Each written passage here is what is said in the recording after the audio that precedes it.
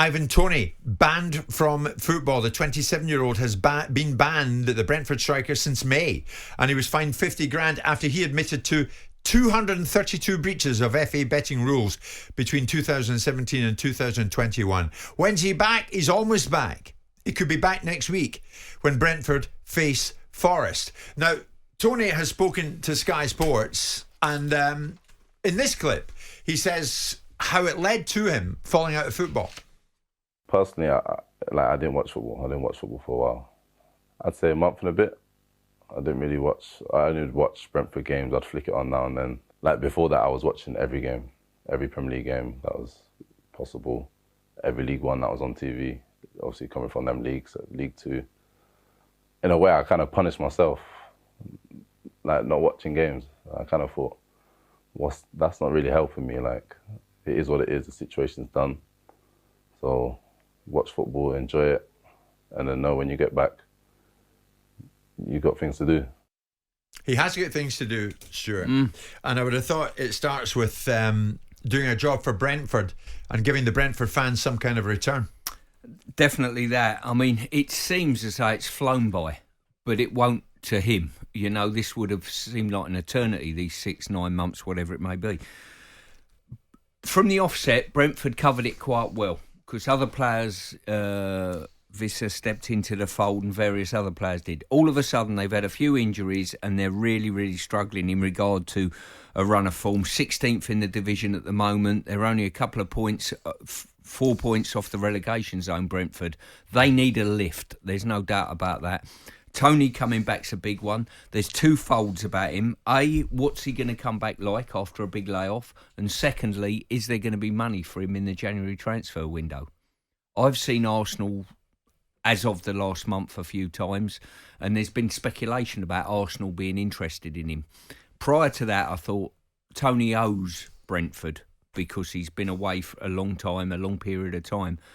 But the more I watch Arsenal, the more I think Arsenal are so desperate for a centre-forward that has got character and charisma, and I think this kid has. I think he's got arrogance as a centre-forward, and I think he could be everything they wanted. And whether they're going to put money down and what the reaction from Brentford will be interesting to see. I mean, can he really hit the ground running as a player? Come back and launch into it? Listen, it's a long time out, but as a centre-forward, I think you probably can.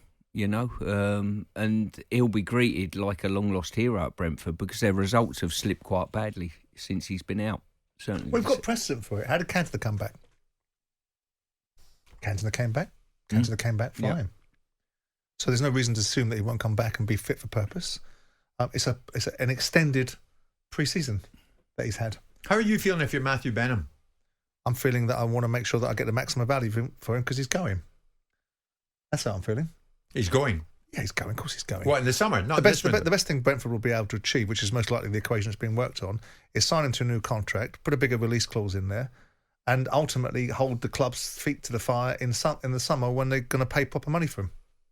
That's what I think will happen, because I think a lot of people want to get paid out of this. Are you raging at him at this stage in the proceedings as he comes back, that's having gone, been out of action for months? Well, that's gone, hasn't it? That situation has gone. You've already suffered the disappointment. You knew it was coming. This wasn't a surprise to you. This case for Ivan Toney was in the offing for 6 months. So you knew what was coming your way. And there was lots of arguments about whether it's fair or what it wasn't and what it was and what it wasn't, and whether Ivan Toney should keep his trap shut during it because he said some rather stupid things after this sanction. He's now back, and I'm with Stuart. I like the player. I always liked the player. I thought the characterisation of him when he came out of the division was limited, which was always unorthodox. Not sure he's going to do it in the Premier League. Well, they were wrong, all the journalists that wrote that. And I like the fact that he's a very, very clever footballer, not just what people perceive him to be, which is an unorthodox, strong, robust centre forward. No, he's a player. He can play, and he can play at any of these clubs, and he'll score goals at any of these clubs. The challenge is how much money does he want? And that will be a significant quantum. How much money do others want to get out of it, like Manasseh and Jonathan Barnett and whoever signed him as agents? And how much money can Brentford get from it and protect their position? Because Brentford are the victims of decisions that Ivan Toney made when he wasn't even a Brentford player. That's true. He wasn't there. This happened when he was at Peterborough. But he wants to repay Brentford, he says. Oh, yeah. Well, so he should. He's been out a long period of time and he's contracted by the football club. That's the bottom line. But, football is as football is. If Arsenal come and the price valuation's right, and Manchester United are desperate for a centre forward, by the way. They won't get him for less than... Listen, if Arsenal want to buy him, they're going to have to pay 80 million quid. And I don't 80? I don't see Arsenal paying 80 million quid in the summer. But listen, they've just paid 105 for Declan, which was, for me, top dollar and a really good price. I don't think they're going to squeeze it into this year's financial fair play and be able to do it. Yep. But as someone just texted me, he scored a hat-trick on the weekend against Southampton's under-23s. So he's right. So he's in the mood. He's in the groove. He's in the groove. And also, Stuart, there's a small matter of the Euros, and even Tony feels he has to target that. 100%. I feel like that's the aim. That's the goal to try and get back to my form and be involved in that. We know there's other great strikers around at the moment, and they're all doing so well. But it's up to me whether I come straight back firing and put my name in the frame to be looked at. But yeah, it's just going to take hard work, dedication, and like you said, that's the goal to look towards, and being involved in that would be a massive achievement. Can you honestly see him being in the plane to Germany, Stuart? It wouldn't surprise me. I'm not sure. I think Ollie Watkins has had a really good season so far. But between now and the summer, there's going to be injuries in certain quarters. Callum Wilson dips in and dips out of the odd injury.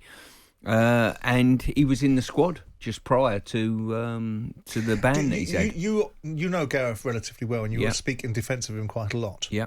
One of the things I think Southgate prides upon is his ability to rely on trust players. Yes.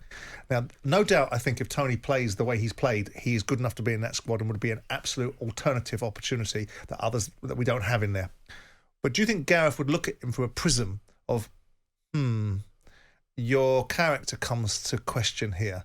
The manner in which you put yourself, and I'm not suggesting that an addiction can't be something that you can overcome and that your character should be questioned for that. He calls up Henderson. But that's not about character. You can trust Henderson's character. He knows, just because I think Henderson's a flake for not being able to stay, the decisions he's made, doesn't mean that Gareth Southgate does. But could you see Southgate looking at him going, you got yourself in this situation, which I don't admire. The way that you handled it post the event wasn't particularly admirable. Not sure you're one I could trust. I would have more affinity in trusting him for what he's done. Yeah. Where I feel as though he's paid the penalty, than certainly I would never ever go. I don't think he'll ever go back to Ben White, and I don't think he'll ever go back to Sancho. Yeah. They're different, got you. Different instances, different cases. I think. Yeah. Okay, so Ivan Toney back not this weekend, but certainly next. By God, Brentford could do with him. Jim White and Simon Jordan.